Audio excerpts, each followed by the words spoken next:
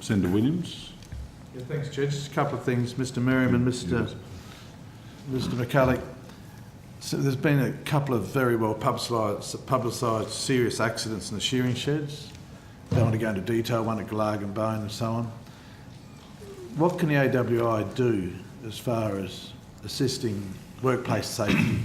And I ask a question, Mr. McCulloch, on the grounds that none of us want to see people hurt at work in any job, and workers' comp may cover it, but who knows, in this land of litigation, will Graziers be sued afterwards for providing a negligent or a dangerous workplace? These things are worrying me. Yeah. What can AWI do to help the safety in the shearing shed? And during my time in the special ownership, I've seen plenty of handpieces flying around the board, etc. Pretty dangerous environment. Senator Williams, we've monitored this accident, one in particular that was particularly horrific and involved overhead shearing, drive-driven shearing shed. Overhead shaft. Shaft-driven shearing shed, which have been around for 100 years. Yeah, it has. There's a couple of things that it's prompted us to do this accident, and there's a couple of things that we've been doing for the last 4 years, I think now, maybe 5 years. We've been offering wool growers safety signage for their shearing shed. I think there's something like 40 different signs for a really modest price, an underwritten price by us. We do it at cost. They're plastic signage to ensure the safety, and it goes to the point of showing where exits are, areas to stay away from. So we offer that and continue to offer that. I think there's something like 7,000 of those packs gone out to shearing sheds around Australia that are at a modest cost. So that's something we've been doing. One of the things that we are aware of out of this accident is that the response team, the emergency response team, weren't able to clearly identify the GPS location of the shearing shed. Not always is the shearing shed right next to the residence of the property. And we will be adding some signage into that package that ensures that a shearing shed can have the GPS coordinates clearly documented in the shearing shed, so that any accident or response, the ambulance can identify where to go to. That we thought was a helpful thing to do.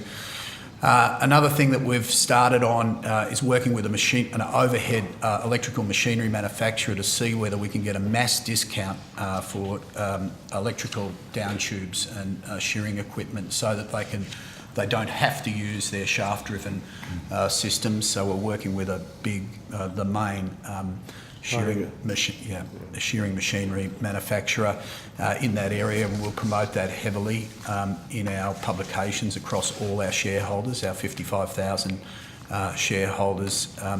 I've also asked... That's all very good if you've got electricity.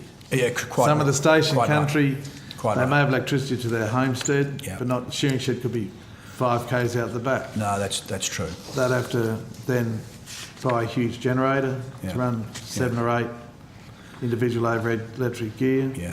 They might be able to afford that. Yeah.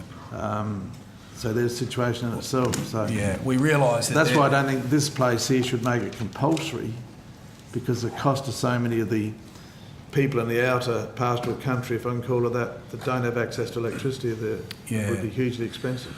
Look, I think there will be a modest amount of shearing sheds that don't have electricity. I don't think it's the vast majority, but you're quite right, Senator. The other thing I've asked the staff that look after this business unit for the company is go back through all our training modules. We have, a raft of training modules, both video and written, and make sure that the safety components of that are adequate and clearly address shaft-driven shearing sheds. So that's another thing that we've undertaken as well. But the main thing will be to get these shaft-driven shearing sheds out of commission by way of taking down the shaft and putting an electrical shearing down tube there.